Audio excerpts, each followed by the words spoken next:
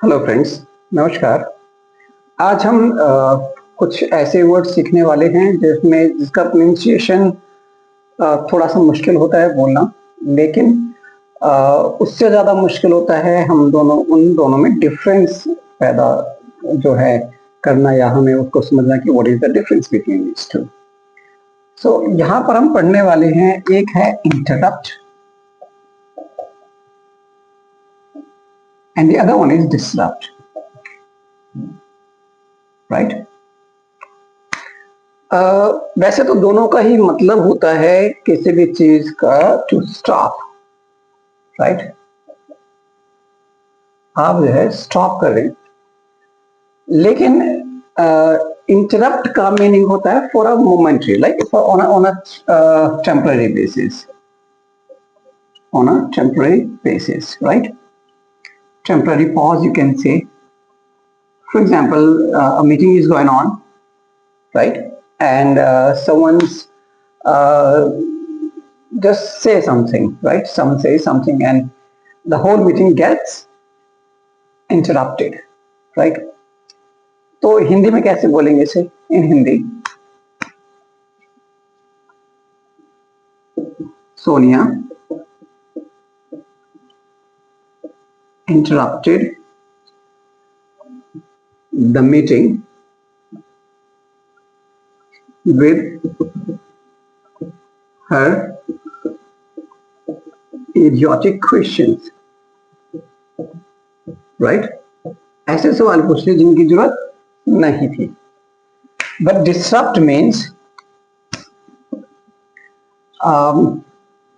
to destroy, you can say, to destroy, kind of like आपने कुछ करा और वो ऐसा रुका कि फिर वो दोबारा शुरू ही नहीं हो पाया, means that is irreparable, right. Just like आज शाम को आंधी तूफान आया और जिसके मीटिंग में जाना था वो मीटिंग में नहीं पहुंच पाया, जिसे ट्रेन पकड़नी थी वो ट्रेन नहीं पकड़ पाया। सो उससे क्या हो गया कि ट्रेन चली गई, right. So the travel was disrupted. The travel was disrupted by the hailstorms. The travel was disrupted by the hailstorm.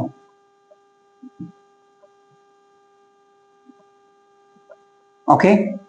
So अब आप दोनों में अंतर समझिए। इंटरप्ट का मीनिंग है कोई एक छोटा सा पॉज, माइंड यू दोनों का मतलब ही रोकना होता है, लेकिन डिस्टर्ब मतलब हमें कुछ अगर वो चीज बर्बाद हो जाए तो वो रुक जाती है, राइट। तो वहां पर डिस्टर्ब आ गया, disruption you can say, and then interruption.